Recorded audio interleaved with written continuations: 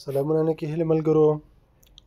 کمپنۍ زینوس کمپنۍ یو خبر خپور کړی ده د خپلو کاري نوعیتونو او تجارتونو په اړه باندې، چې دلته یې تشریح کړې ده چې دوی هغه ځینې تجارتونه چې هغه ناقانونه دي په دنیا کې یا جرم ګڼل کېږي یا سم نه دي، درست نه دي، هغوی دا تجارتونه نه ترسره کوي او په دې تجارتونو کې دوی ښکېل نه دي.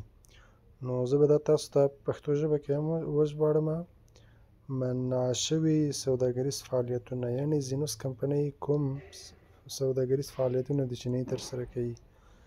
قمار تجارتونه زینوس کمپنۍ نه ترسره کوي.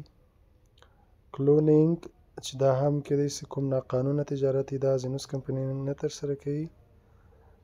او د بلغ تفریح دا هم کوم غیر قانوني تجارت دی چې زینوس کمپنۍ نه ترسره کوي.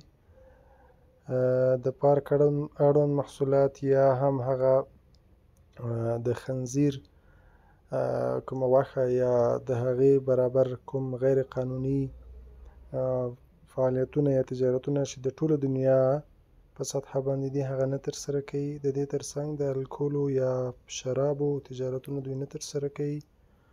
د دې ترڅنګ د اسلحو تجارت دوی نه ترسره کوي.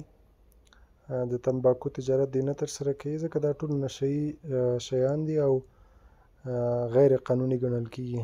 د مریجانا تجارت دوی نه ترسره کوي، چې دا هم کوم غیر قانوني فعالیت ده او ډېر پور، یعنې د قرضې په برابر باندې چې ځینې تجارتونه شته یا فعالیتونه شته چې د خلکو